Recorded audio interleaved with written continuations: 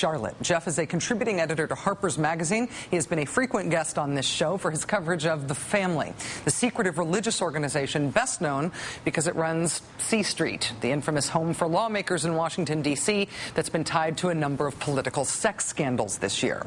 As Jeff has previously reported on this show, The Family is directly connected to the Uganda Kill the Gays legislation. And Jeff joins us now to bring us some new reporting on that subject tonight. Jeff, thanks very much for your time. Hey, Rachel, good to be here. Just for context and to reiterate here, the man who introduced the Kill the Gays bill in Uganda is a member of The Family, yes? Yes, it's a young member of Parliament, David Bahati, a rising star who has been over to the United States for our National Prayer Breakfast and has taken something of an organizing role in the Ugandan National Prayer Breakfast and has been involved with The Family for some time.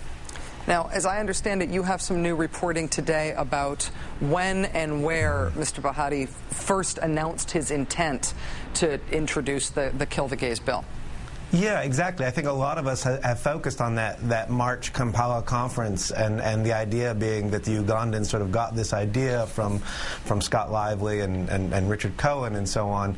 It seems David Bahati was thinking about this before that, as far back as the October 2008 Ugandan National Prayer Breakfast, where he floated the idea in a private meeting. There was some pushback. It's important to acknowledge that a lot members of the family sort of expressed some disapproval of it, but in the balance, as one family associate explained to me, there's always a balance between access and accountability, access to power and holding power accountable, and in that instance they seem to prefer continuing the access to power of these Ugandan officials rather than stepping in and nipping that thing in the bud. So just to be clear, I mean, we have a national prayer breakfast here in the United States that is run by the family. It's become a very mainstream event. It's something that the president speaks at. The Ugandan National Prayer Breakfast is also a family event. It's run there the way that it is here in America. Yeah, I spoke today actually with the family member who helped set it up. This year was the 11th annual National Ugandan Prayer Breakfast, but he actually was working on it in the early 90s. I should say he started with the best of intentions, but it's really, again, one of these illustrations of where things can go awry when someone like David Bahati or Baturo or these politicians who are backing this see this sort of American export and use it as a vehicle to take American culture war to extreme ends. Do we know if there were any Americans present, any American family members or any other American elected officials that were present at that National Prayer Breakfast in Uganda when Mr. Bahati first floated this idea of executing gay people? Yeah, there were a number of American family members, family activists who working in Uganda who are at the Ugandan National Prayer Breakfast. The keynote speaker at the event was an American Christian business consultant who runs something called Jesus Christ Quality Management Consultants, and also the Institute for National Transformation. President Museveni of Uganda promptly signed Uganda up for one of these institutes after the event. But also possibly present, we haven't yet been able to confirm this, is Senator James Inhofe, who's been especially active with the Ugandan National Prayer Breakfast. He goes there about twice a year. He's gone to many of the breakfasts. The Ugandan family associates thank Inhofe for his wisdom and insight and helping making the Ugandan National Prayer Breakfast what it is. It's one thing, Jeff, just in the big picture, to think about something bad happening on a human rights issue in another country. The reason that this is a big story in the United States, or at least I think it justifies all the time that we've given it on this show, is because it does seem to have a real American inflection. And if Americans, as you say, do have a lot of access and influence, that comes with, that ought to have accountability come with it. And so I have to ask, if the idea of executing gay people, executing people for being gay in this country, in Uganda, was floated at a family event. This proposed legislation was introduced there. And this Ugandan legislator who proposed it is a member of the family. And the Ugandan ethics minister who is supporting it on behalf of the Ugandan government and president is also a member of the family. What's been the reaction inside the family here in the United States about this being proposed?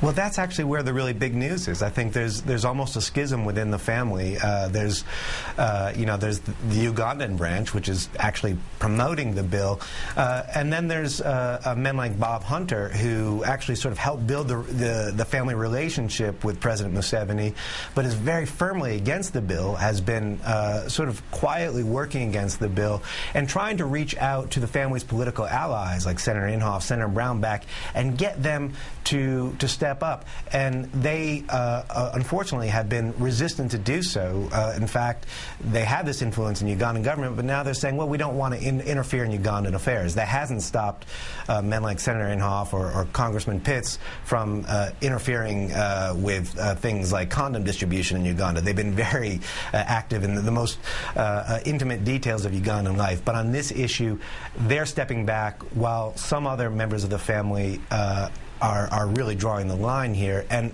I think that's important to recognize that across the spectrum there is a lot of opposition, and the family could have a really great impact on this if they are able to marshal the influence and power they have there. To be clear, just in terms of our reporting and trying to get to the bottom of this, we have spoken to the offices of a number of elected officials, conservative politicians here in the U.S. associated with the family, and while a number of them have told us they're against this bill, not one of them has said they would do anything publicly to stop it in Uganda. Jeff, I have to ask you about one last thing, and I know you talked to our producers about this earlier today, and this may be the single most inflammatory thing we have reported to date. These Ugandan kill the gays guys, the guy who introduced the legislation and the guy who's mostly promoting it in the government, the minister, the ethics minister, they're planning to come to the United States next year? This February for the American National Prayer Breakfast. This will be, if it happens, it will be a repeat for David Bahati, the man who's introduced the bill. Now, here's another interesting sort of element of the schism within the family.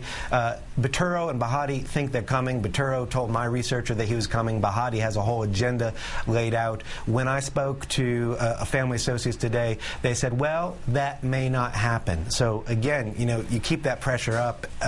There's a possibility that the family might actually use its influence and not disinvite those guys from coming to the American National Prayer Breakfast. And if not, there's the prospect of the American president speaking at an event before an invited audience that includes the guy who introduced legislation to execute people for being gay in his country, with the support and encouragement of American quacks like ex-gay fake therapists. Wow.